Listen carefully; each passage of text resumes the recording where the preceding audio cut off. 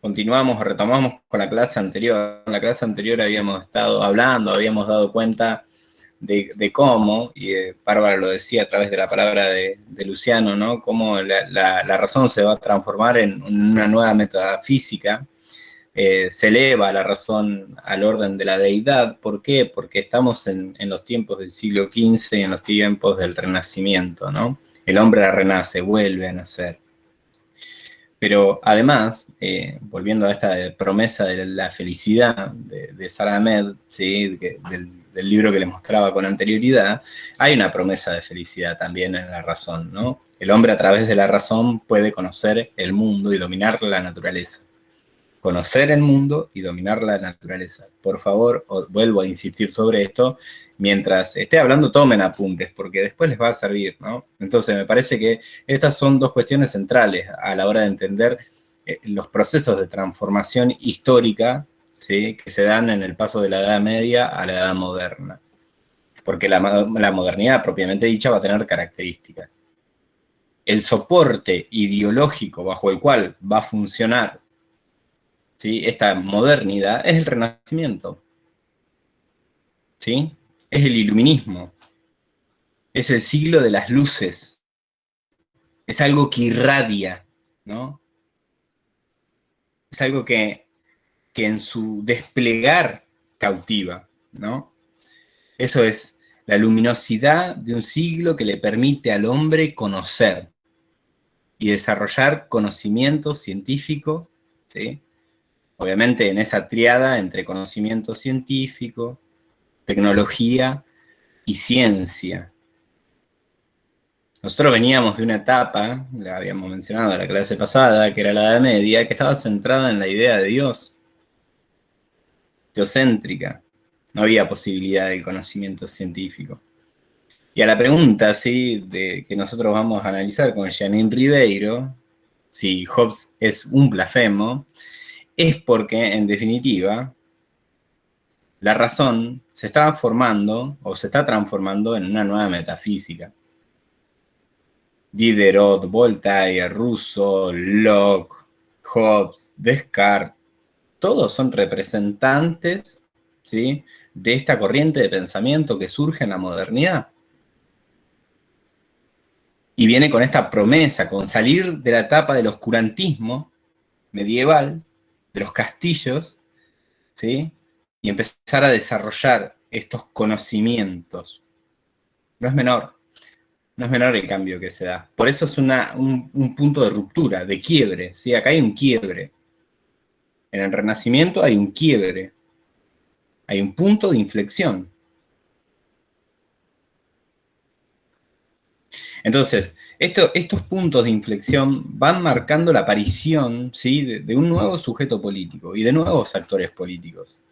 El predominio en la Edad Media había sido pura y exclusivamente de una institución que también es político, como la Iglesia Católica, la Iglesia Anglicana, ¿no? Carlos I, estamos hablando de esta época, del anglicanismo. Pero hay un predominio, ¿sí? absoluto de la Iglesia. Yo hoy, mientras leía a Janine Ribeiro, me acordaba, ¿sí? de la Divina Comedia de Dante Alighieri, ¿no? Esta que tiene la frase icónica que el último lugar del infierno está reservado para aquellos que se mantuvieron neutrales en época de grandes dilemas morales, ¿no? Para los tibios, podríamos decir en un lenguaje más coloquial y militante, ¿sí? Para aquellos que se mantienen neutrales está reservado el último lugar del infierno, según el Dante. Ahora, ¿qué tenía y dónde radicaba el poder, ¿sí? de la Iglesia? Básicamente en el miedo. Y ese miedo se manifestaba en el miedo de ir a parar al infierno. Entonces, las conductas de los actores políticos, ¿sí? la conducta de los sujetos, la conducta de los individuos, iba a estar determinada, ¿sí? en gran parte, por este relato de la Iglesia, de que hay un cielo y que hay un infierno. Entonces, el miedo a parar en el averno, a parar en el lugar o en el último lugar del infierno de la obra del Dante Alighieri, producía, ¿sí?, un tipo de subjetividad, una forma de ver, entender y comprender el mundo y actuar en consecuencia. Entonces, la posibilidad de agencia, la posibilidad de acción de los hombres era nula. Era nula. Porque había un Dios, ¿sí?, como centro de toda la escena que explicaba el mundo. Y lo explicaba a través, obviamente, de un discurso netamente teológico y teocentrista. No había espacio para una pregunta en el orden de lo científico, en el orden de lo racional, del cuestionamiento. Estamos pensando o pensemos de que hay una figura como la Inquisición que todavía es muy fuerte, ¿no? Pero paulatinamente, en la entrada de la modernidad, la Iglesia va a ir perdiendo ese poder. De hecho, así lo señala en el texto, ¿sí? Janine Ribeiro, ¿no?, que obviamente es de origen brasileño. Dice: los medievales tenían una cierta noción de lo que habría después de la muerte.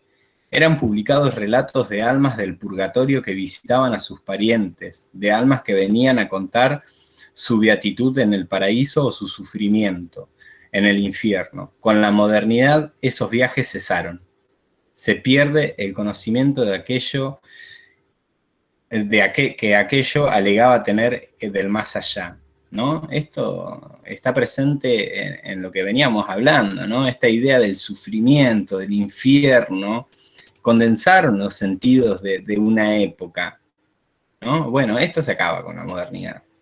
Se acaba el purgatorio, se acaba estas ideas del paraíso, del sufrimiento y todo el discurso que utilizó, ¿sí?, la Iglesia como actor político para mantener y gobernar a sus fieles. Se derrumba, se cae a pedazos, porque se cae a pedazos también la idea de Dios. Bueno, ¿dónde estaba Dios? ¿Dónde estaba Dios cuando ocurrió la peste negra? ¿Dónde estaba Dios? Esto es lo que se pregunta el hombre. ¿Dónde está ese Dios protector, benefactor, que nos iba a cuidar cuando nos estábamos muriendo, ¿no? ¿No se preguntan ustedes? ¿No se cuestionan la existencia de Dios? ¿Nunca se la cuestionaron? Igual el profe en aquel momento era todo más paulatino, porque al principio viste que no decían, listo, no creo en Dios, sino que era, bueno, a lo mejor no existe un infierno, todo eso, tipo, era más paulatino así como lo señala en el texto. Sí, sí, tal cual, lo decíamos la clase pasada. No es que la Iglesia va a perder su poder ni su predominio, pero sí la hegemonía. Me parece que acá sí hay un reemplazo por otro discurso, que es el discurso de la razón.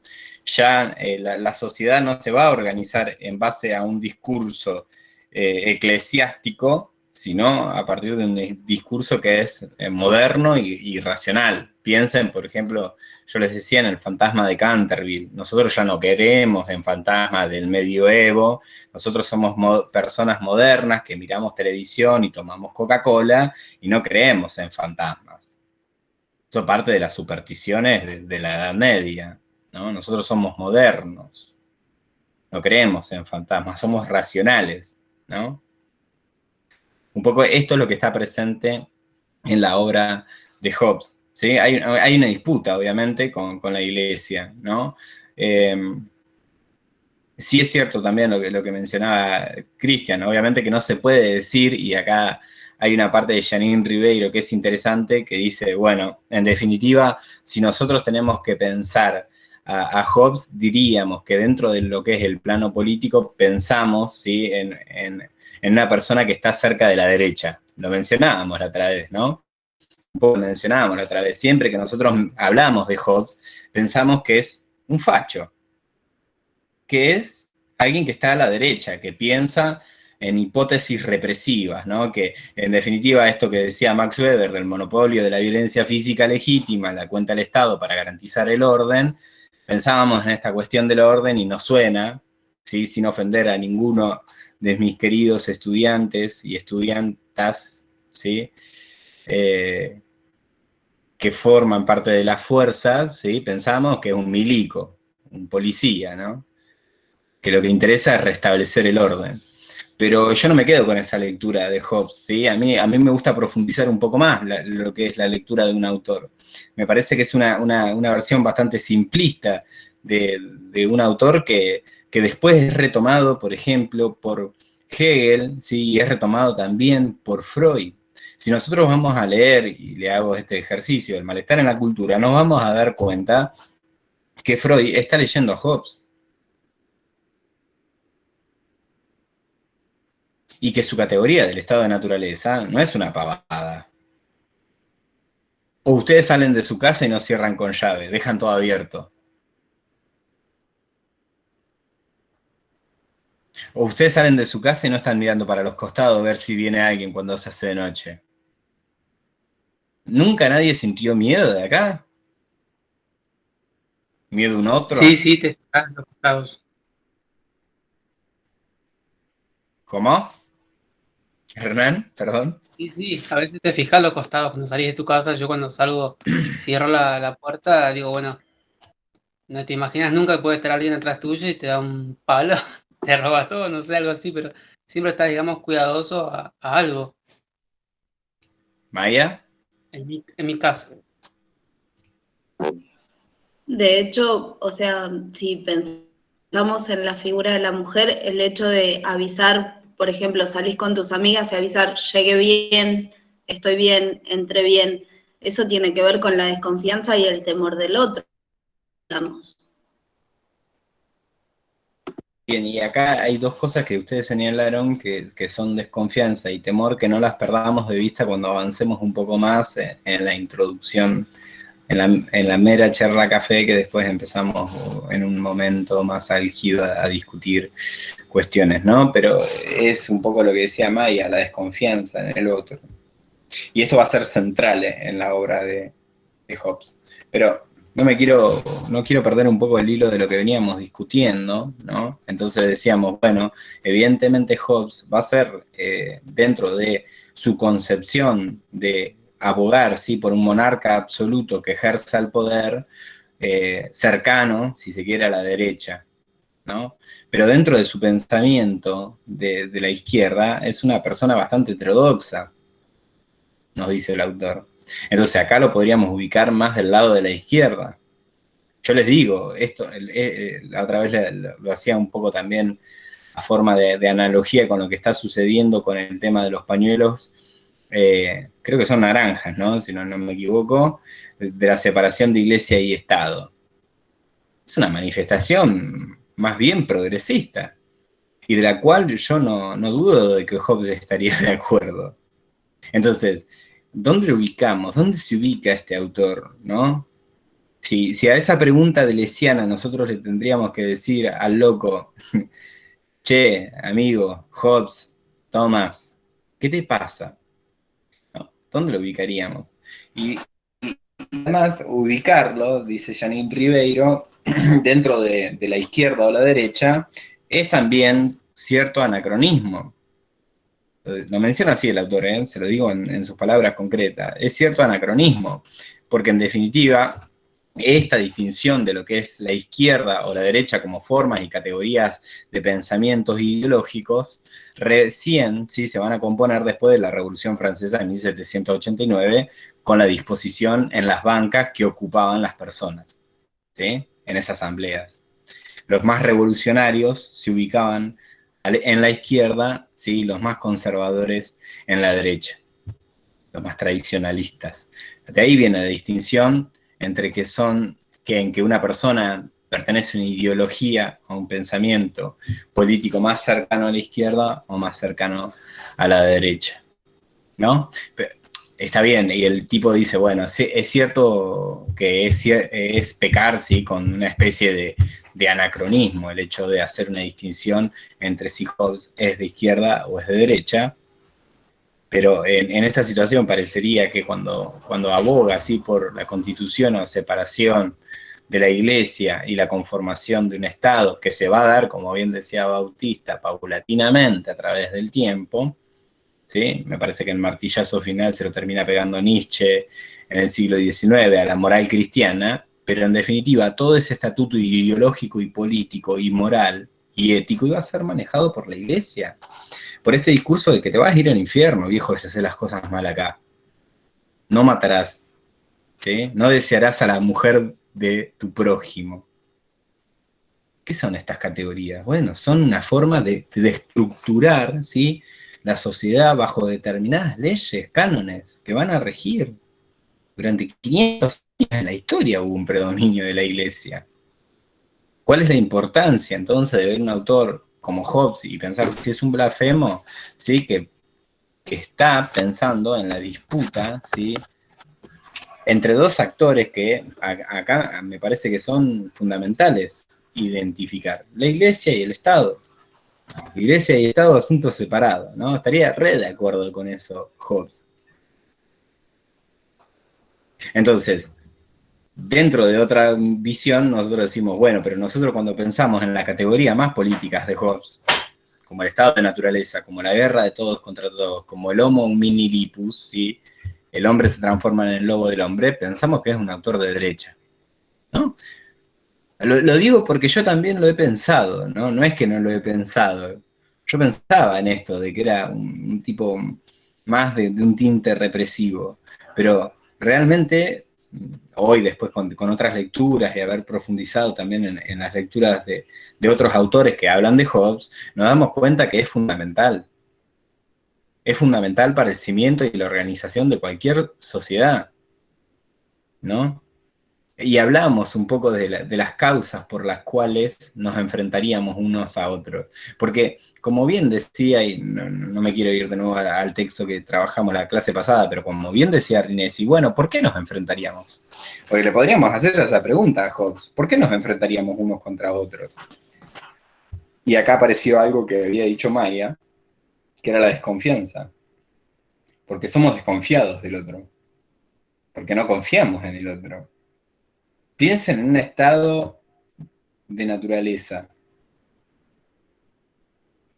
¿Qué pasa ahí con esto que venía diciendo Maya y que hablaban de la inseguridad? No sé qué otra chica había participado. ¿Qué pasa con eso? ¿No nos sentiríamos inseguros? ¿Cómo hacemos para confiar en el otro? ¿Cómo hacemos para confiar en el otro si no hay un estatuto jurídico que ejerza el poder sobre un territorio determinado, que es el soberano? Es que, profe, también es eso lo que dice. Por ejemplo, dice en el texto esto de que si no existe ningún papel o algo que certifique, ¿no? Por ejemplo, un acuerdo, la desconfianza es lo que prima sí o sí. Claro, y hay un predominio absoluto y total de la desconfianza, ¿no? Y él lo da en ejemplos que son medios burdos, ¿sí? Se dice, bueno, en el encuentro de dos personas, A y B, ¿no? Yo te digo, bueno, te hago un intercambio con una manzana y con una pera, ¿sí? Si el intercambio se produce y yo te cambio la manzana por la pera, no pasa nada. No va a reinar el caos, ¿sí?, la anarquía en esa situación donde hay un acuerdo entre las dos partes. Ahora, ¿qué pasa si yo voy con una manzana y vos me decís, te la doy al otro día la pera?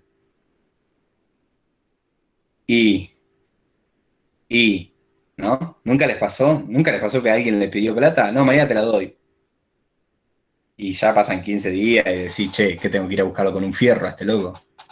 ¿Para que me devuelva la plata? ¿O no? ¿O son seres pacíficos y armónicos que no despierta lo peor de ustedes? ¿No? Hay una parte instintiva del hombre que es animal. Está bien, nosotros nos reprimimos nuestros instintos para vivir en sociedad. Hay una parte que es instintiva del ser humano y que tiene que ver también con esto de autoprotección. ¿Alguien vio Lo único que Cuba? yo hice ¿Alguien fue vio enojarme con Ocupas? esa persona. Mal hecho. Mal hecho. Tendrías que haber ido. No, me enojé porque definitivamente me sacó la plata. Fue esa famosa, no sé si lo conocen como nombre de gitana, agarró, hizo no sé qué cosa, chao tus 100 pesos y bueno, nos vemos. Bueno, pero aparecen conflictos. Y acá aparece una cuestión que es inherente, y ya lo habíamos hablado con Maquiavelo, y ya lo habíamos hablado con Rinesi, con el pensamiento trágico. Aparece el conflicto. La sociedad es conflicto. La política es la búsqueda de resolución de ellos, pero la política ¿sí? Es conflicto también. Es consenso, es acuerdo, es alianza, sí, bueno, está eso también, ¿no? Pero ¿cómo resolvemos nuestros conflictos? En sociedades que a partir de la modernidad van a ir creciendo demográficamente. Porque ¿cómo era la vida antes, ¿sí? En la Edad Media? ¿Cuál era la actividad fundamental? La actividad económica fundamental. ¿A qué se dedicaba la gente? ¿Y dónde se encontraba? En los puertos puede ser. ¿En los Intercambio de puertos? cosas. ¿De dónde se va a ir la gente? ¿Desde qué lugar a qué lugar? En la modernidad. Del campo a la ciudad. Bien, del campo a la ciudad, ¿no? Eran artesanos, ¿sí? Trabajadores rurales, agricultores, que con la llegada de la modernidad y la aparición de los primeros burgos, ¿sí? De las primeras ciudades, ahí la palabra burgués, ¿sí? Van a ir trasladándose cada vez más, ¿sí? Desde el campo a la ciudad. De hecho, en la Edad Media, el 90% de las personas vivía, ¿sí? En el campo. A partir de la entrada de la modernidad, ese desplazamiento es total, y vamos a llegar, ¿sí? A que un 90% de esas personas ahora vivan en la ciudad, ¿sí? Aparecen las primeras manufacturas. Después, en el siglo XIX, obviamente, se profundiza esto con la revolución industrial. Pero aparecen las ciudades, y las grandes ciudades, y empieza el desborde, y empieza a aparecer el estado de naturaleza. Entonces, ¿cómo resolvemos estos conflictos? ¿Sí? ¿Cómo resolvemos los conflictos de que una persona a mí me prestó plata, ¿sí? Yo no se la devolví, y la persona vino al otro día y me pegó un machetazo en la cabeza, ¿sí? Y me cortó la cabeza? Bueno, tiene que haber un marco legal para organizarnos como sociedad. Tiene que haber un marco jurídico, tiene que haber un desarrollo de la justicia, tiene que haber un desarrollo de la política, en definitiva, ¿sí? Sería horrible vivir en una sociedad en la que estemos permanentemente desconfiando unos a los otros, ¿no? Esta idea de yo no quiero vivir con miedo en la sociedad, que la hemos escuchado, la inseguridad. Bueno, ¿quién quiere vivir en ese estado? Yo no sé si fehacientemente quiero vivir en un estado de incertidumbre permanente e inseguridad. Esto es lo que está viendo Hobbes. Pienso, por ejemplo, en un hecho que ocurrió recientemente en el Loteo Silva, en el Álvarez Guerrero, ¿no? No sé si... Yo sé que algunos no son de acá, o que no están acá momentáneamente en Viedma, ¿sí? Y en Patagones. ¿No? ¿Saben más o menos qué fue lo que pasó? Un chico fue baleado. Sí. Sí, Bien. profe. Bueno, ¿y qué estaría viendo ahí Hobbes? Sí, estaría viendo estado de naturaleza. ¿Cómo puede ser que una persona desenfunde un arma y se lleve puesta otra? Sí, y se ven los comentarios en las notas del diario, o sea, lo que opina la gente, no, si vivía robando, que está bien que lo hayan matado. Uno menos, Muy ¿no? fuerte, digamos, de la forma que... Sí, tal cual, uno menos. Nada de pensar cómo los chicos que se están criando en esta sociedad, ¿no? O sea, la función, roles que tan débiles que están como padres ausentes. Bueno, y el chico había matado a su padre, uno puso ahí, está bien, mató a su padre, y le respondían, no sabes por qué lo mató, bueno, no sé yo.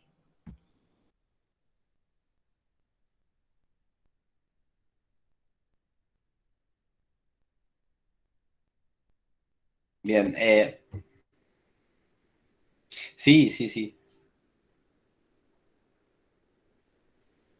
¿Cómo se resolvía eso antes, Hernán? Y yo supongo un poco con la ley del talión, no sé si la conoces, el ojo por ojo, diente por diente. Y bueno, eso es un estado de naturaleza, ¿no? Ese es el estado de naturaleza. El código de Hammurabi fue el primer código que impartió, ¿sí? Ese sentido de justicia en la región de la Mesopotamia, donde hoy está Irak, ¿sí? En la región entre ríos del Tigris y el Éufrates, surgieron, ¿sí? Los acadios, los asirios, ¿sí? Los babilonios, ¿sí? Que fueron las primeras organizaciones y primeras civilizaciones, y tuvieron que establecer un código. Ese código es el código de Hammurabi, ¿sí? Y en base a eso se establece un sistema de justicia muy primitivo, ¿no? Pero obviamente ese estado de naturaleza, y esto es lo que me parece fundamental que nosotros tengamos en cuenta, siempre puede retornar. Esto es lo que nos dice, ¿sí?, Rinesi, y que me parece fundamental, porque uno piensa como una etapa superada el estado de naturaleza, y cuántas reediciones permanentes vemos por día del desborde, ¿sí? ¿Cuántas reediciones permanentes vemos por día de hechos como estos? Miles, miles. El estado de naturaleza siempre está presente, porque darle un cierre a esa totalidad es imposible. Siempre va a aparecer un desborde, ¿sí? Este desborde no es característico de nosotros, países del tercer mundo, latinoamericanos, que, bueno, dada la conflictividad social, hay más, ¿sí? O se supone que hay más propensión a lo conflictual. Esto pasa en todas partes. En Europa, la otra vez yo les decía, el enfrentamiento entre las barras del Leeds y el Manchester City. Cuando entraron estos a la Casa Blanca, cuando después, antes de las elecciones, ¿cuándo fue? Entraron ahí. Sí, sí, tal cual. El Esas primer imágenes. voto, qué sé yo, y los locos estaban en la Casa Blanca ahí, o sea, no sé. Bueno, pero esas Al imágenes Capitolio había son sido, como ¿no? reediciones. Al Capitolio, sí, en Estados Unidos. Esas reediciones son reediciones de que vuelve a aparecer y a retornar permanentemente aquello que está reprimido, que es el estado de naturaleza. Nosotros, como bien señalaba Freud en El malestar en la cultura, reprimimos parte de nuestros instintos para poder vivir, ¿sí?, en sociedad. Eso lo decía Freud, pero Hobbes no va a decir algo muy diferente. Hobbes va a decir, bueno, en definitiva, nosotros tenemos que relegar parte de nuestra libertad en pos, ¿sí?, de nuestra seguridad, en pos de que no estemos desconfiando uno de otros. Y esa libertad, ¿sí?, la vamos a relegar y vamos a constituir un soberano. Yo les decía, es un constructo social el Estado, es una construcción artificial, es una construcción humana. No pensemos solamente al Estado como una abstracción, ¿sí? Pensémoslo como un constructo humano, es una construcción humana. ¿Para garantizar qué? La seguridad, sobre todo. Sí, las manifestaciones en Europa de los antivacunas, que bueno, son reprimidos, o sea, hablando de su libertad y negándose a vacunarse.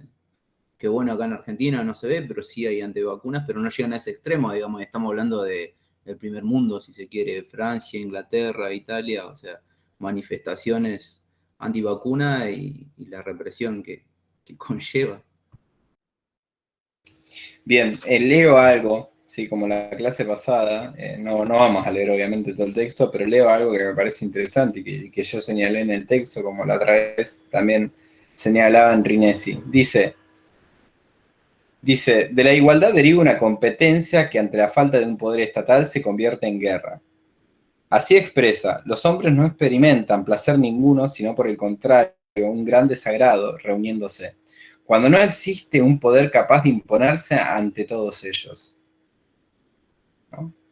Esa es una de las características, un poder capaz de imponerse a todos ellos. Ahora bien, Hobbes es consciente de la dimensión estremecedora de esa tesis radicalmente anti-aristotélica. Estamos acostumbrados a creer que en nuestra naturaleza somos sociables, dice el autor. Es justamente porque tenemos esta ilusión, por cierto, que tornamos incapaces de generar un mínimo de sociedad. Hobbes lidia con tal paradoja, que más tarde será retomada por Freud, y esto es lo que le venía diciendo yo, según la cual, si queremos tener sociedad, debemos estar atentos a lo que hay de antisocial en nuestras pulsiones, Freud, ¿no?, o en nuestras posturas y estrategias. Si queremos tener amor, debemos tener noción del odio. No se construye la sociedad sobre la base de una sociabilidad que no existe. Para que ella sea elegida, es preciso fundarla en lo que efectivamente existe, es decir, no en una naturaleza sociable, ni siquiera en una naturaleza antisocial, sino en una desconfianza radicalizada y irracional. Por cierto, construir la sociedad sobre la base de una sociabilidad inexistente es peor que construirla, porque la inexistencia para el caso significa que existe la sociabilidad como quimera, como una ilusión, y por lo tanto, depositar la creencia en ella es multiplicar los problemas. Si intento construir un edificio sin cimientos, sin ladrillos, ni siquiera podré levantarlo. No se construirá nada, pero en la vida social, si construyo una sociedad con autoengaño, engendro una potencia interminable de nuevos engaños. Y esto es excelente, porque nosotros tenemos esta noción, ¿no? De que somos sociales, de que somos seres sociales, de que necesitamos del otro. Sí, pero el otro también se puede transformar en nuestro enemigo. ¿Sí? El otro también se puede transformar en alguien que desconfiemos, en nuestro enemigo. Vuelvo a decir, está en nuestros instintos más básicos, inclusive de supervivencia. Para construir una sociedad, obviamente no la vamos a construir sobre este autoengaño de que todos somos seres sociales y que somos pacíficos, ¿sí? Por naturaleza. No, somos agresivos.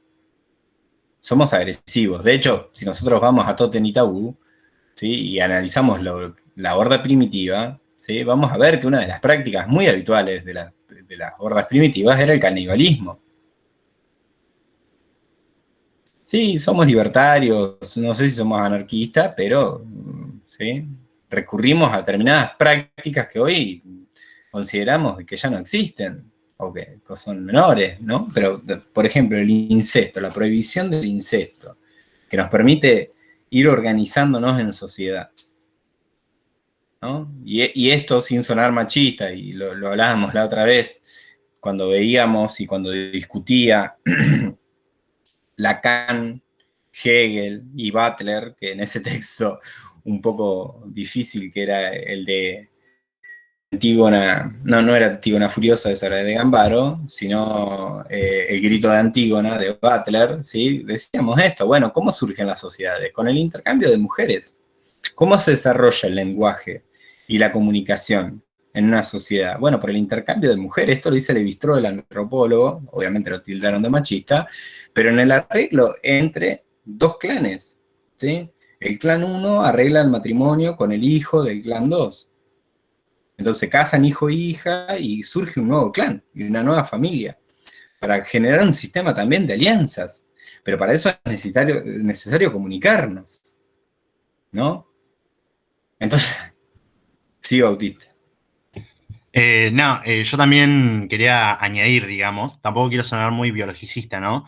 Pero, por ejemplo, incluso esto que vos compartías, Milton, es a nivel evolutivo completamente lógico.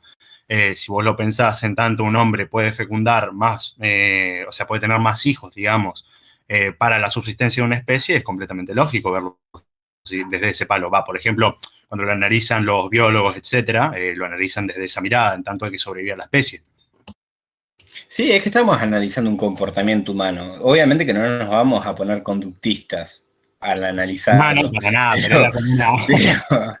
Obviamente que no estamos con el estímulo de respuesta, o no solamente lo estamos analizando de ahí, lo está analizando Freud también. Sí, esto que Julio Osa, no sé si habrá leído El malestar en la cultura o Totem y Tabú, pero que habla de pulsión de muerte. Bueno, evidentemente no hay una pulsión donde predomine permanentemente el eros y la sociabilidad en nuestra sociedad. ¿Alguien vio Ocupas? Yo. ¿Te gustó? Muchísimo. Bueno, se las recomiendo, vayan a verla, porque esto del estado de naturaleza, obviamente la situación del 2001 en la Argentina, para aquellos que tenemos un par de años más,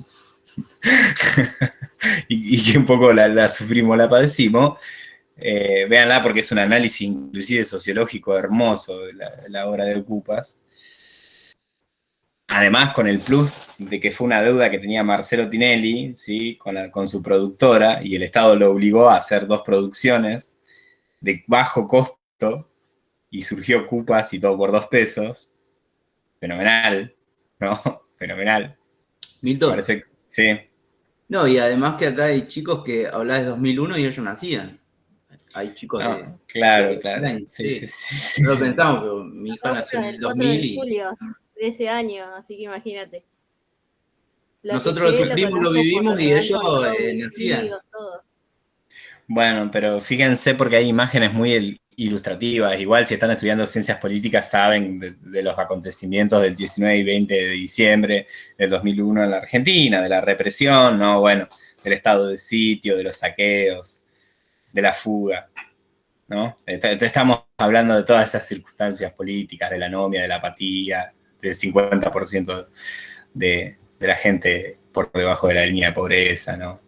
No, Milton, igual me parece que es como que si no lo viviste, es como que no hay una real dimensión de eso, lo veo, o sea, como que no hay, digamos, no sé, una lectura de eso y como que no sé, lo tenemos marcado a fuego, o sea, yo particularmente tenía 19, 20 años y lo tengo marcado a fuego, lo que fue la etapa de Macri en la universidad, que no podías pagar la luz y demás, y hoy es como eso, como que hay los chicos, o sea, no todos, no hay que generalizar, pero de 18, 19, 20, que no lo vivieron, es como que no hay un registro de eso.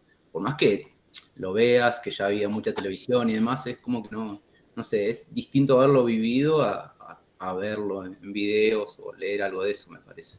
Bueno, pero ninguno estuvo en los bombardeos de la Plaza de Mayo, pero más o menos lo sabemos por la historia, no sé. Bueno, no importa. Sigamos un poco con esta idea de Okupas. ¿Por qué quiero analizar Okupas? Porque aparece otro de los sentidos, de los grandes sentidos que seguramente ya van a estar analizando con Luciano y con Locke también, ¿no? Que es la propiedad. Aparece la propiedad. Este es un conflicto, viejo. Este es el principal conflicto también de la modernidad, que aparece la propiedad privada. Y eso lo vamos a ver, yo le decía, con el robo y el hurto de la leña en Marx. Personas que estaban acostumbradas a ir a los campos a conseguir leña para calefaccionarse, a juntar tronquito, ¿sí? Se dieron cuenta que eso era propiedad privada, que apareció la propiedad privada de un día para el otro, y no entendían, no había un registro, ¿sí? Si ellos, su práctica habitual y natural siempre fue la de ir al bosque, ¿sí? A juntar leña. Ahora aparece la propiedad privada y los alambres, ¿no? Entonces, la propiedad... tierra. Claro. La propiedad empieza a traer también conflictos y necesita de la resolución de los mismos. ¿Qué pasa si yo me meto en tu patio de noche? ¿Sí? Ah, qué bueno, señor ladrón, venga, es un acto de justicia social para todos venir a robarme. ¿Quiere mi televisor 20 pulgadas, 30, 40 pulgadas? Tómelo. Nadie actúa así, vamos. Vamos, o sea, nadie actúa así de esa manera. ¿Sí? Al menos si alguien se mete en tu patio, lo primero que vas a sentir es miedo. ¿Sí? Y después reaccionarás o te paralizarás o te pegarás un palazo en la cabeza, pero al menos, ¿sí? Esas reacciones son humanas, el miedo es humano. Sentir miedo es humano. ¿Sí? Entonces, ¿qué pasa cuando una persona se mete en mi territorio? Entonces de esto se estaba preocupando también Hobbes. Y él dice, bueno, nosotros tendemos a desconfiar del otro. ¿Cómo hacemos para salir de este estado de naturaleza? Constituyendo un soberano. Yo le decía lo de Okupas porque es reinteresante también analizar el sentido de propiedad que aparece ahí, ¿no? Y también por la masa de desempleados que había. Bueno, véanla, la serie, pero hay un capítulo que se llama El Más Capito, no lo voy a contar, ¿no? Pero esa escena del Más Capito, ahí está el estado salvaje, el estado de barbarie en una serie. Y está ilustrado a la perfección. Vean la serie, por favor. No sé si me hicieron o siguieron la recomendación, ¿sí? Les recomendé la otra vez que vean La Naranja Mecánica. No sé si toman mis recomendaciones. Sí, bueno, tenemos después en un fin de semana, así que no tienen mucha excusa para decir, no, profe, no tuve tiempo. Ahí le dejo el link de La Naranja Mecánica, porque la clase pasada, Julio, vos había faltado, pero cerramos la clase con 2 temas, con Piñas van y Piñas vienen de 2 minutos, y con los violadores de la ley, ¿sí? 1, 2, ultraviolento, ¿no? Y analizamos también La Naranja Mecánica de Stanley Kubrick, que está basado en un libro de Anthony Burgess, que se llama La Naranja Mecánica también, que habla sobre un personaje que es Alex Delarge, que le encanta la ultraviolencia, ¿no? No, pero hay que llevar esa teoría a la práctica, ¿no? Hay que llevar... Pizza Birra y Faso también, sí, la vi. Pero hay que llevar también esa teoría y poder bajar la teoría a la práctica. Si nosotros no hacemos ese proceso de bajar la teoría a la práctica, podemos leer mucho, mis queridos y queridas estudiantes, pero no va a servir de nada. ¿Sí? No va a servir absolutamente de nada. La teoría es teoría y listo, ¿sí? La idea es poder materializarlo en la práctica. No, no, no, no es la naranja mecánica de la selección de Holanda. No, no, no, no. No sé si no la vieron, nadie la vio. Me parece que, no sé quién había dicho la otra vez que había visto la naranja mecánica. Es una obra de arte esa película. ¿Sí? Forma parte de aquellas películas que hay que ver en algún momento. Ya es de culto, claro, sí, sí, sí. Sí, sí, tal cual. Esa es la palabra exacta. Bien, vuelvo a Hobbes. Entonces, otra de las cuestiones que va a ocurrir con Hobbes es que todo el tiempo nos está interpelando, ¿sí? Esto no es sencillo y no se da en todos los autores, pero lo que busca a través de este estado de naturaleza Hobbes es interpelar al autor, hacerlo parte, decir, sí, esto a mí me pasa en carne propia, yo lo siento en carne propia, yo siento el temor, yo siento el miedo, ¿no? Interpelarnos para ceder esta libertad en pos de la constitución de este monstruo artificial que es el Leviatán. Y después volvíamos a una frase que habíamos dicho la clase pasada, que era, ¿sí? La ley sin espada no funciona de nada. ¿Se acuerdan? Ahí en el texto lo dice de otra manera, déjenme ver.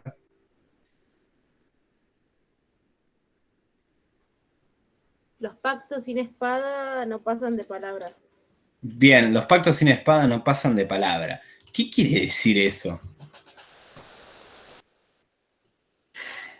¿Qué entendieron con eso? O la ley sin espada no sirve de nada. Porque ahí Janine Ribeiro le da una vuelta, casi hace una interpretación que no era la interpretación que nosotros habíamos hecho la clase pasada, sino otra totalmente diferente. La primera interpretación y la más genuina que nosotros podemos hacer es esta idea de la violencia, ¿no? Cómo el Estado puede ejercer la violencia para restablecer un orden, ¿no? El monopolio de la violencia física legítima. Bueno, pueden existir miles de leyes. Ahora, si no hay una espada que la haga cumplir mediante la represión, como bien dice Hernán, no funciona. Ahora, Janine dice todo lo contrario y le da otra vuelta de tuerca a esta idea y esta lectura de los pactos y las palabras, ¿no? Lo menciona de otra forma.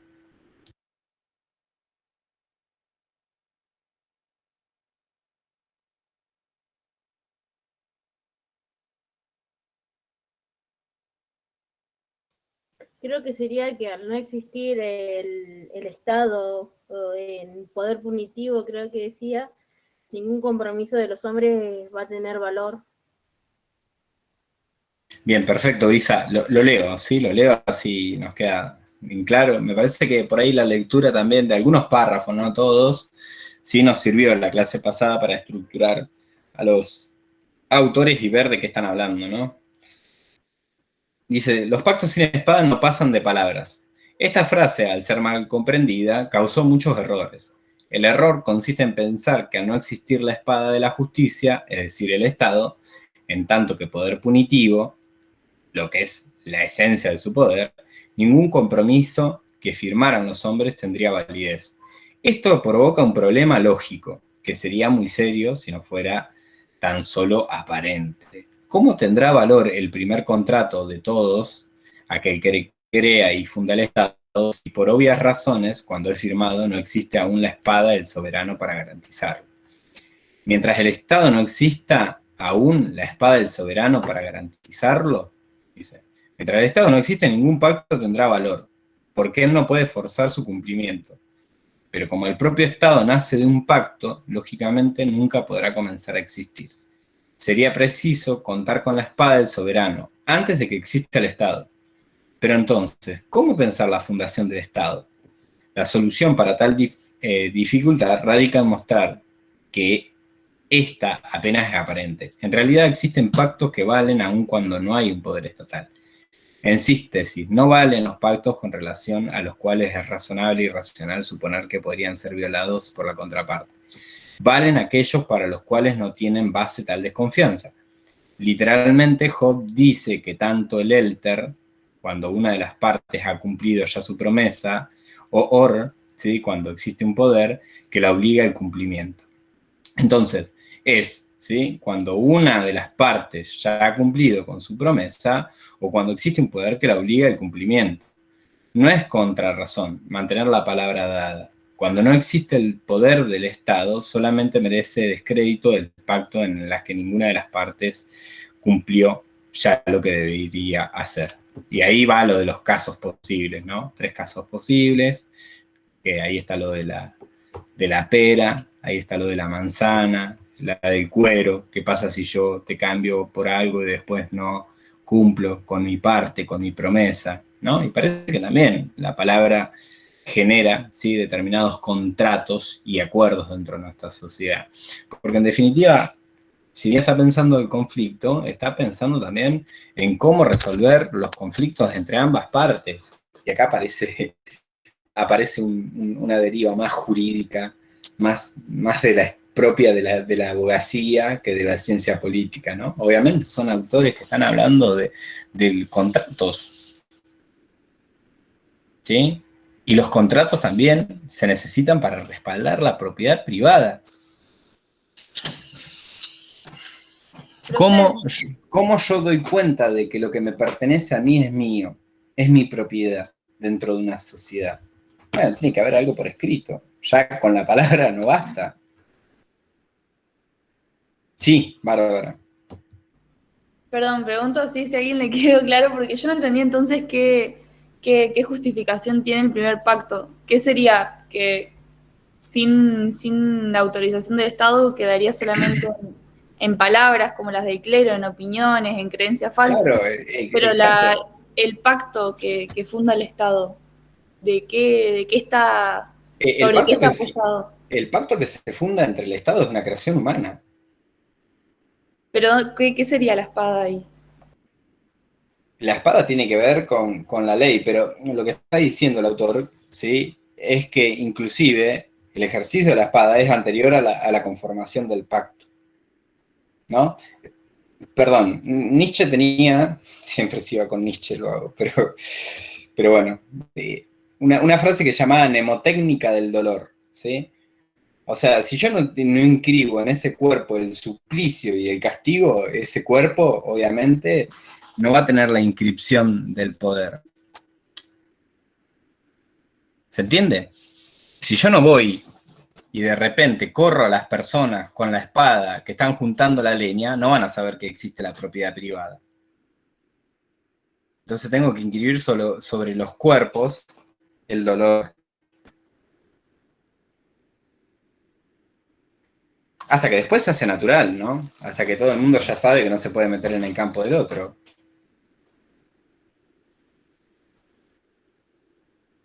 Sin correr con determinados riesgos.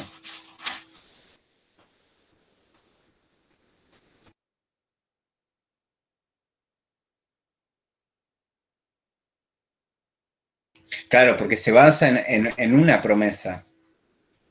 Pero es una promesa, ¿sí? No es que no es fundamental la acción de las partes en esto.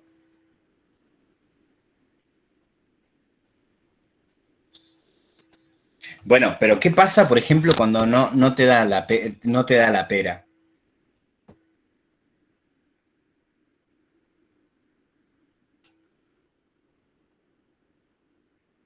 Bien, vamos a los ejemplos. Vamos a los ejemplos, así queda un toque más claro. ¿Sí? Entonces dice lo siguiente, a ver.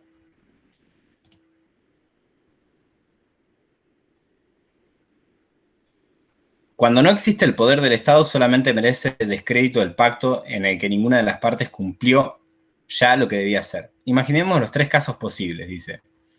En segundo caso, el primero es un contrato en el que las 2 partes rápidamente cumplen con lo que deben hacer.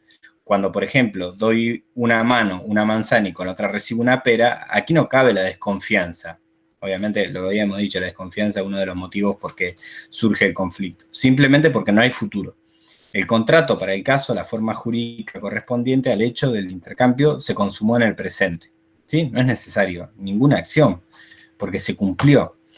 En un segundo caso, doy a otra persona, digamos, pieles de cueros, contra su promesa de que mañana me traerá el abrigo.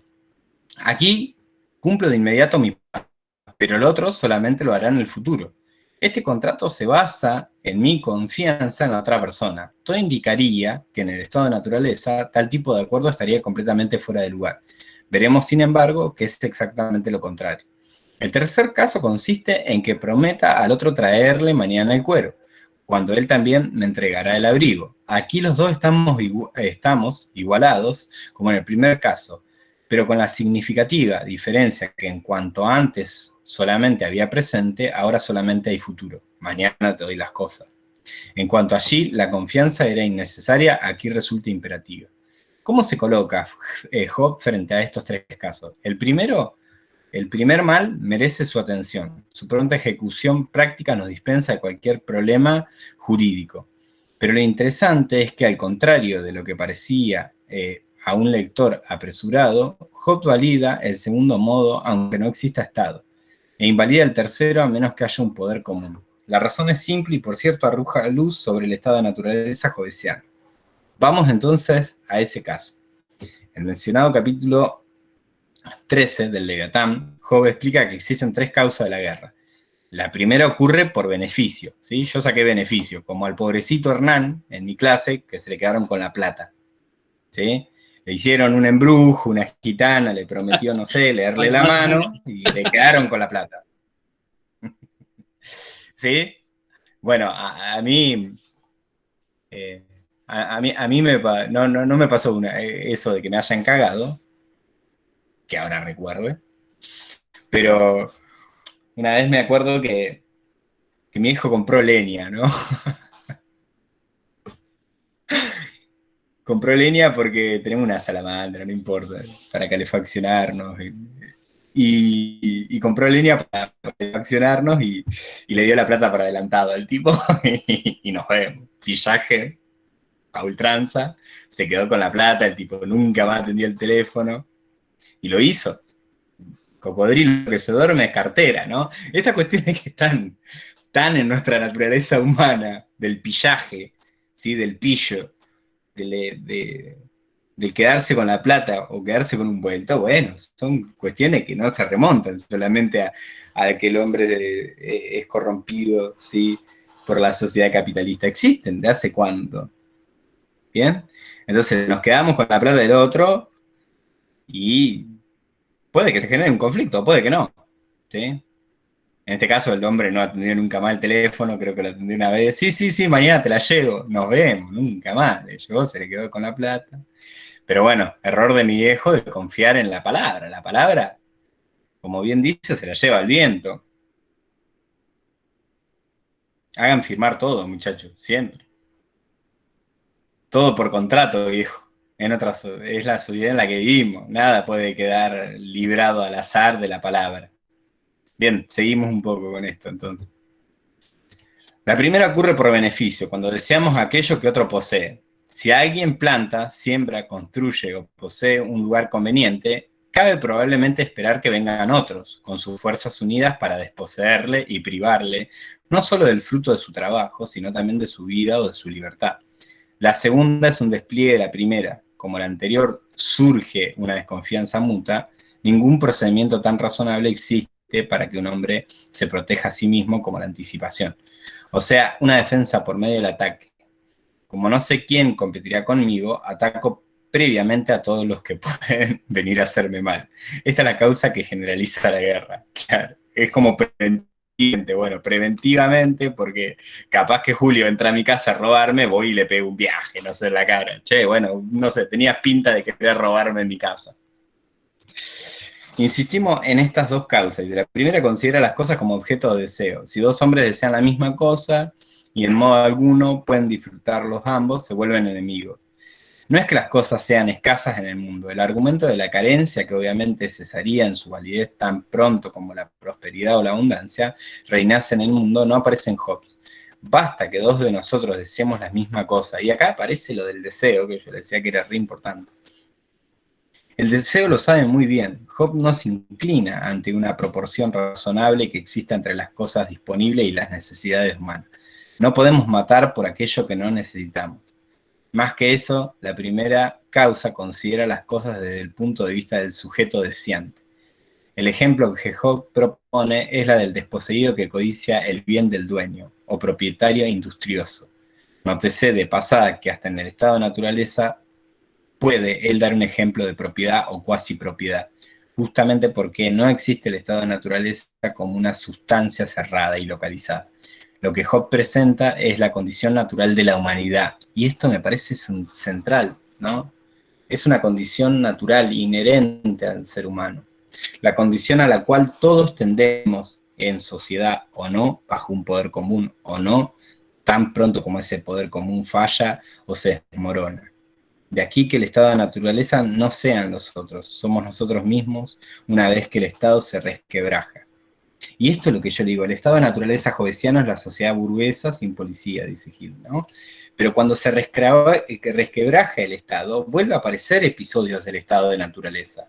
Esto es un poco lo que decía también Bárbara Rinesi, que lo pensamos como parte de un pasado el estado de naturaleza. Cuando está presente permanentemente, cuando el estado hace agua, aparecen zonas de conflicto que nos pueden aparecer una reedición o un retorno del estado de naturaleza y del conflicto social.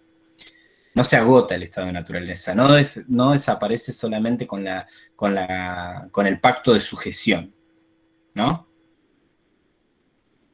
¿Está o quedó medio confuso esta parte?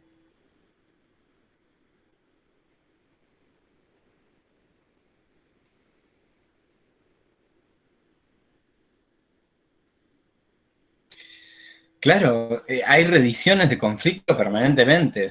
Sí, en nuestra sociedad el conflicto va a reaparecer porque darle una totalidad y un cierre, como bien decíamos, al orden de forma total es imposible, ¿no?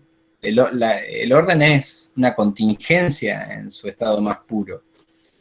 Todo orden social es contingente, es precario, no se le puede dar un cierre total. Si no estaríamos en utopía, ¿no? Estaríamos en la utopía de Tomás Moro, analizando estas cuestiones, ¿no? Pero vuelvo a esta cuestión del deseo. El deseo, ¿sí? Va a ser, y quédenselo en claro esto, ¿no? También aparece la propiedad, pero aparece la instancia del deseo. Mi deseo siempre va a ser el deseo del otro, ¿sí? Yo deseo lo que el otro desea. ¿Bien? Pero piensen también que acá estamos hablando ya de propietarios. Aparece esta palabra que va a ser central. Todo el recorrido del programa podría estar centrado en a quién les pertenece, por ejemplo, la propiedad.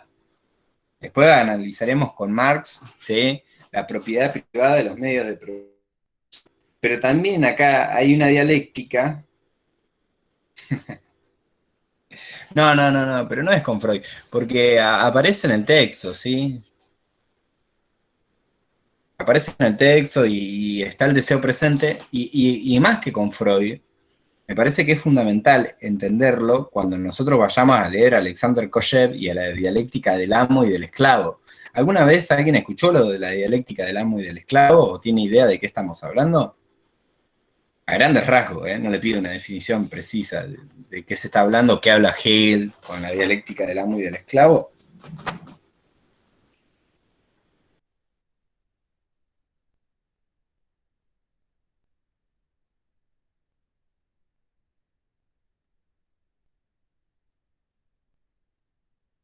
Uy, nosotros en Estado y Sociedad lo vimos muy por arriba, pero era como que el espíritu iba avanzando, buscando la libertad, puede ser, y bueno, nada, lo único que vimos en el texto era que de eso se llegaba a los ciudadanos, finalmente, como en la superación.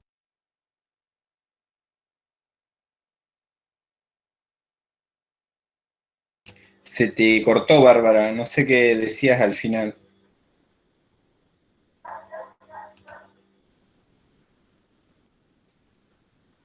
¿Bárbara?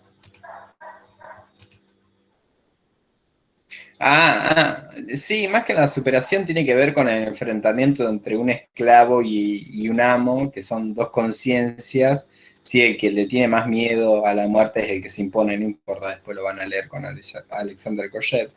Pero tiene que ver con esto, ¿no? Con que entramos en este análisis de que obviamente el estado de naturaleza fue analizado y va a ser analizado por autores como Hegel, como Freud, si hay una continuidad en la línea de pensamiento hobbesiano. Hay una continuidad en el pensamiento de la línea hobbesiana. Hay un lado de la vida hobbesiano, ¿no? Yo por eso le recomendaba, porque también es posible pensar esta serie bajo la óptica, sí, de Hobbes, la de Okupas, ¿no?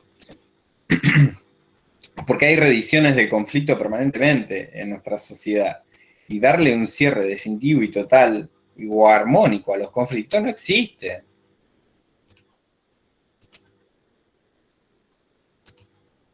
El poder siempre mata, decía una canción de la Versuit, ¿no?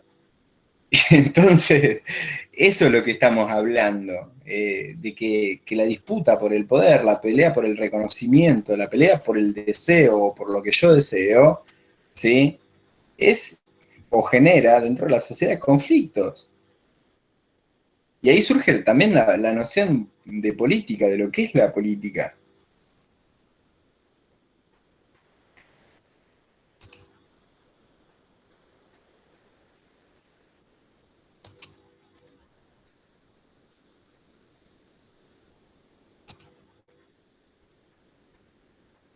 Entonces, me parece que estas nociones las tenemos que ir teniendo en cuenta, ¿sí? A la hora de la lectura, a la hora de pensar cómo están encadenadas, ¿sí? La materia, cómo están encadenada la materia de teoría política 2, pensar, por ejemplo, en conceptos de qué significa la modernidad, cuáles son sus características, cuál es la característica del sujeto cognoscente, cuál es la característica del pensamiento racional, porque en paralelo, yo decía la clase pasada, a que está escribiendo Hobbes el Leviatán, también, ¿sí? También está escribiendo los discursos del método científico, con el pienso, luego existo, con el sujeto cartesiano, con el sujeto racional de la razón humana.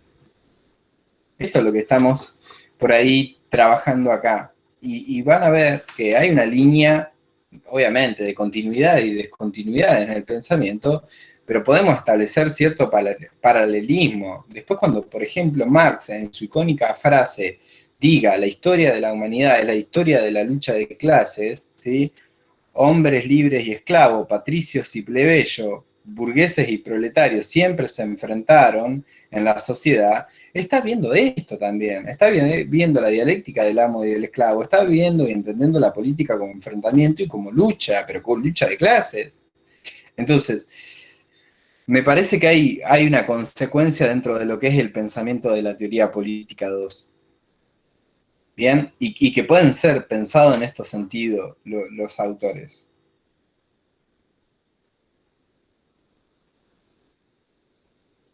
¿Alguien va a ver la naranja mecánica y lo va a relacionar con esto? ¿Puede haber una promesa? ¿Puede haber una promesa dentro de lo que es lo académico para conmigo, en la cual yo no me sienta robado? Las palabras se las lleva el viento, profe. Tiene que haber algo firmado. ¿Tiene que haber algo firmado? Pero, ojo, porque últimamente cada vez que recomiendo una película me dicen, profesor, es una película de 2 horas. ¿No? Cada vez tenemos menos tiempo. Aceleramos los audios, cada vez hay menos tiempo para escuchar al otro, ¿no? Características de nuestros modos de vida. Aceleramos las clases. Yo me imagino que debo haber sido acelerado, o ya soy acelerado, no lo sé. O debo ser acelerado en X5 para escuchar a ver qué dice este loco. Lo ponemos en velocidad 1,5, en 2X.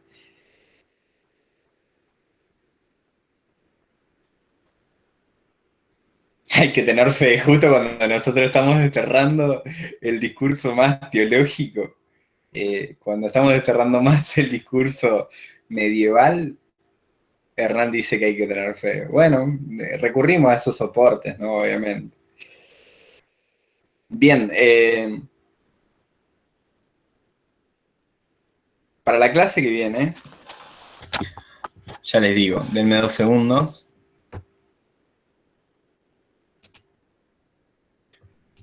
¿Puedo hacer una pregunta?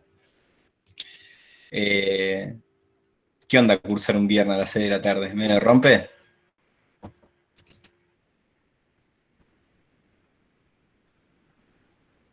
Yo he tenido economía los viernes a las 6, he tenido historia ya los viernes a las 6, así que bueno, nada, como que ya acostumbrado. Bien. Lo que vamos a ver es el pensamiento de John Locke y el surgimiento del liberalismo en el mismo texto que sigue Ribeiro, pero en el mismo texto de Borón, ya le digo qué capítulo, es el pensamiento político de John Locke y el surgimiento del liberalismo de Tomás Bernacchi. Ahí vamos a ver a Hobbes. Sí, el capítulo 2. Eso es lo que vamos a ver la clase que viene, anótenlo, se lo pego acá.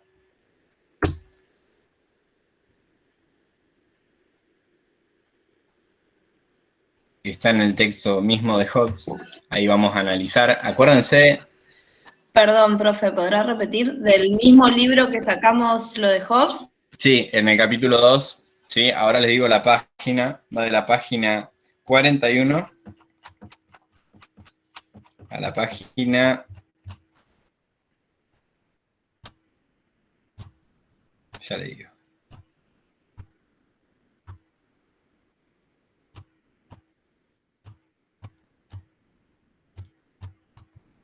Hasta las 76 creo que es.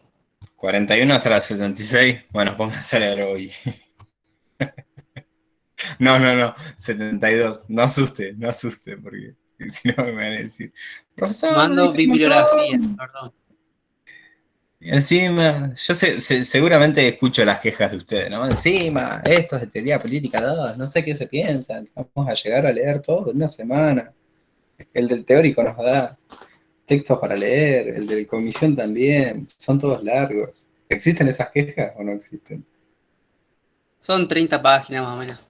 ahora son todos. Tienen una antropología positiva. Me parece que también hemos perdido en este paso de teoría política 1 a teoría política 2 de determinada participación, ¿no? Los tenía más como participativo, más de preguntar, de cuestionar. ¿Qué nos está pasando? ¿Qué nos pasa en el medio? La segunda mitad del año, profe. ¿Están cansados? ¿Es porque es viernes? ¿Es porque están cansados? Han sido un curso más participativo, hemos tenido clases memorables.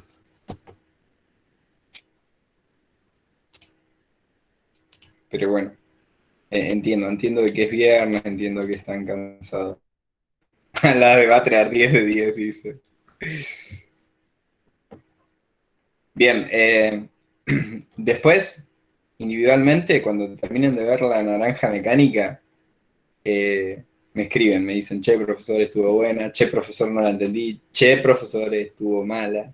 La del banquete, ¿te acordás la del banquete? Bueno, espero que en estas clases también se acuerden de alguna clase que fue como muy buena. ¿Sí? Bueno, pero la del banquete estábamos hablando del amor, era un tema... Acá estamos hablando de un estado de naturaleza, de que hay personas que se matan unas a otras, ¿sí? De que es una guerra de todos contra todos, de que el hombre se transforma en el lobo del hombre, es más violento. Pero la violencia es una característica también de esta época, ¿no? La sociedad capitalista se va a poder instalar en base a la violencia, ¿no? ¿Cómo vamos a garantizar la propiedad privada de los medios de producción? A través de la violencia y utilizando al Estado como un instrumento de dominación de clase. Esta es una versión más marxista, ¿no?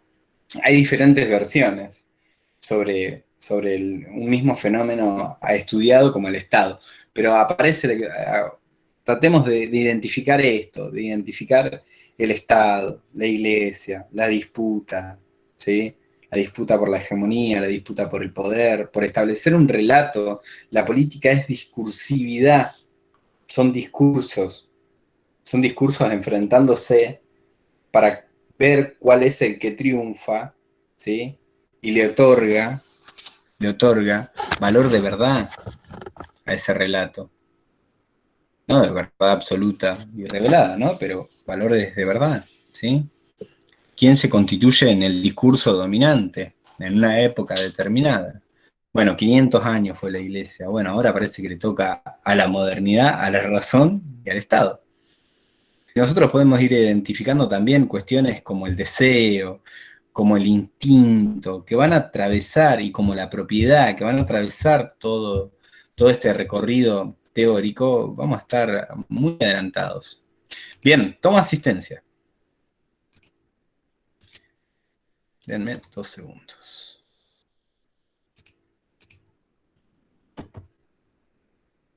Profesor, Sí, ¿le puedo hacer una consulta mientras tanto? la que quieras. Mi consulta era sobre Hobbes y el estado de naturaleza, cómo en un momento de caos conocen el orden, si solamente habían vivido en el caos.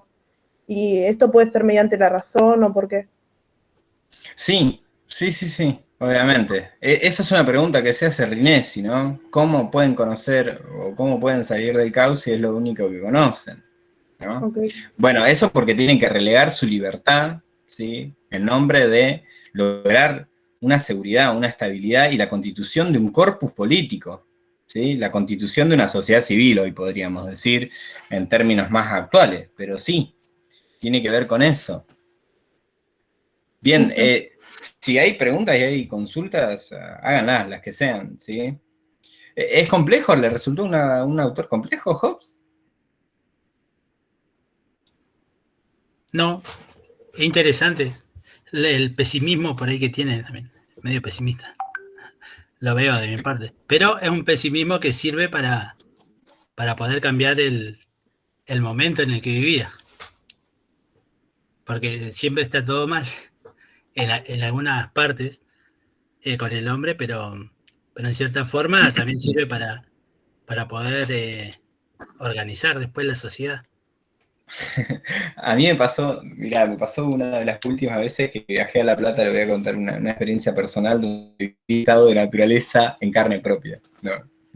Uno se la da de progresista, más cercano a las ideas de izquierda o de centro izquierda, hasta que la realidad lo come vivo, ¿no? Pasa, o no les ha pasado, ¿no? En la realidad me comió, se encarnó en un estado de naturaleza. No, yo venía caminando en La Plata y íbamos a una carnicería con un amigo a comprar un salamín, no sé. Bueno, dale. Sí. Entonces, vamos a la carnicería y cuando estamos entrando a la carnicería salen 2 locos con armas, armados. Y atrás lo está corriendo la policía. A grito, detenete, detenete, detenete. Era todo como un estado de naturaleza ahí palpable, pero esas imágenes a todos nos han pasado. ¿A quién no le ha pasado una de esas imágenes? Bueno, el conflicto reciente que hubo, que hablábamos la otra vez con Maya, cuando hubo un enfrentamiento acá en Patagones, que después la policía lo siguió en persecución hasta Pedro Luro, ¿no? Hay como reediciones permanentes del estado de naturaleza, y eso es lo importante que nosotros tenemos que tener en cuenta. Obviamente, a priori, si me decís cómo pensás resolver los conflictos, me parece que los conflictos no se pueden resolver siempre con represión, o siempre con el aparato represivo del Estado. El Estado no puede hacer desaparecer gente, ¿no? Yo estoy en contra de esas metodologías. El Estado no puede ejercer la violencia de forma brutal sobre su ciudadanía, porque la ciudadanía goza de derecho. Además, nosotros veníamos viendo esto. Con Hobbes surge la corriente de pensamiento filosófico que es el justnaturalismo y que es el del derecho natural, que todas las personas, por el simple hecho de ser personas, son portadores de derechos. ¿Bien? Bien. Denme 2 segundos que busco la asistencia.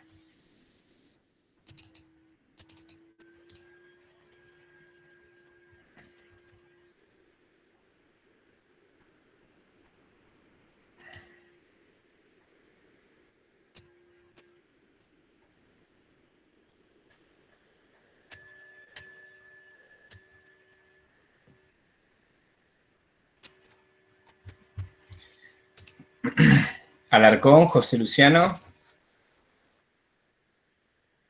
Presente, Luciano. profe, presente.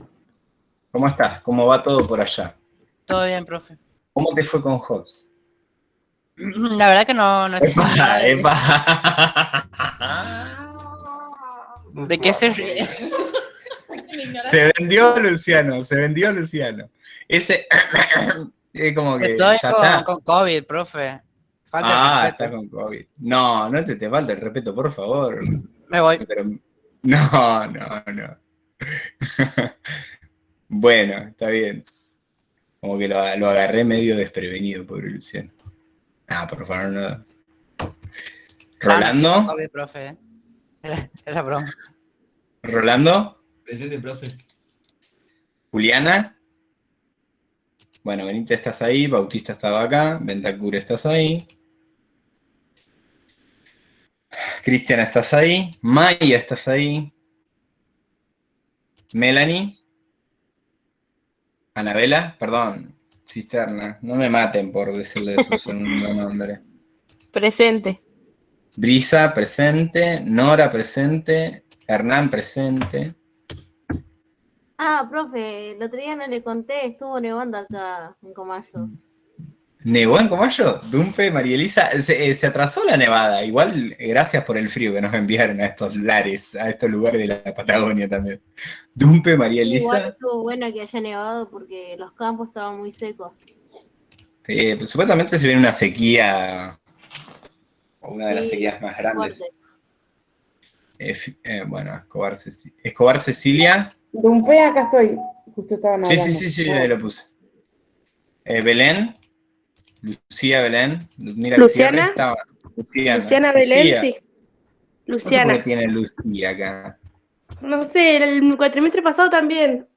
Luciana Belén Lara. Te ponen mal en el registro ahí, para que te modifico, porque si no va a ser un quilombo. Luciana, bien. Lara, Luciana, Belén. Porque hay una Lara y hay una González. Lara es mi Luciana. apellido. Lara es mi Bien. apellido, mi nombre es Luciana. Bien, perfecto. Bien, Mancilla Flavia, estás ahí. Presente. Juan Ignacio Matica.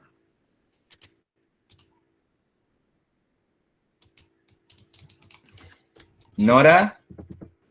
¿Cuál de las dos? Nora Moya. Presente. Paz Irma. Irma.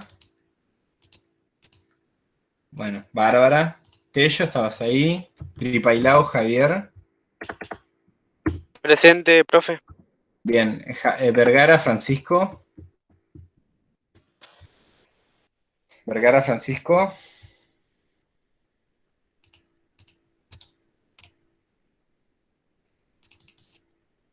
Bueno. Vergara, Francisco no está.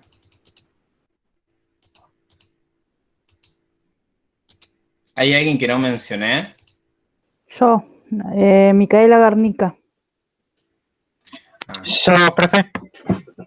José Romé. José Rumegui y Micaela Garnica, pará. Bien.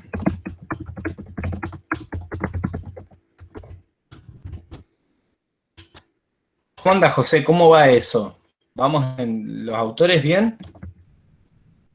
¿Leíste? ¿Pudiste leer? Sí, profe, pero de a poquito. De a poquito. Bueno, no importa. Eso lo importante es ir, no importa cómo, pero de a poquito. ¿Se va entendiendo? ¿Queda claro, José, todo? No hay problema. Ustedes, o sea, para José y para todo el mundo, ¿no?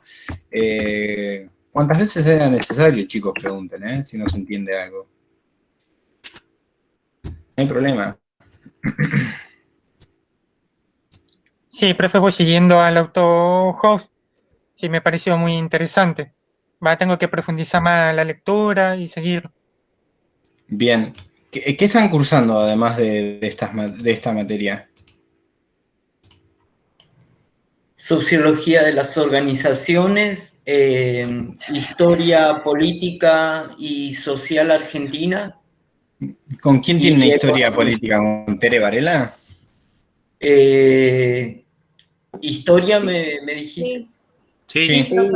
Sí, con Varela. Bien. ¿Y sociología? Heredia. parece que a él no lo conozco. Bueno. Discúlpame, no, del Conte Melina no nombraste, estoy con Luciano Alarcón, por las dudas, lo digo ahora. Conte, a ver, para. Te tenés presente, del Conte Nora Melina. Thank you. Gracias. ¿Alguien había hablado antes?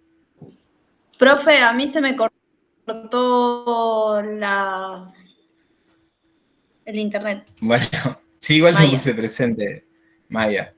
¿Cómo van las cosas en el laburo? Hoy vuelvo porque se me desconecta. Sí, y el internet de acá anda mal. Estuvieron muchos de operativos, ¿no? Vi cómo estaba rodeado Patagones de operativos policiales por todos lados. Y así va a seguir. Sí, lo vi porque, nada, había mucho operativo policial, pero bueno, entiendo que es por eso, ¿no?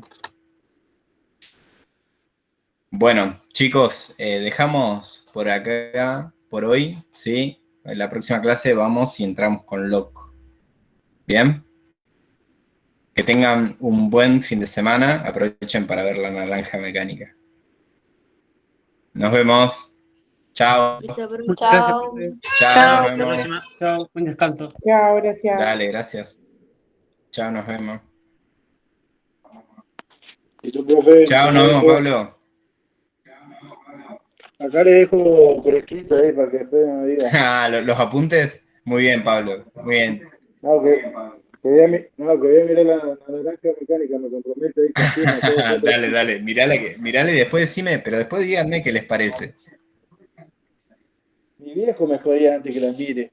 Ahora voy a mirar. Mirala. Es muy buena. Listo, Nos profe. vemos, Pablo. Chao, Nos chao. estamos viendo. Chao.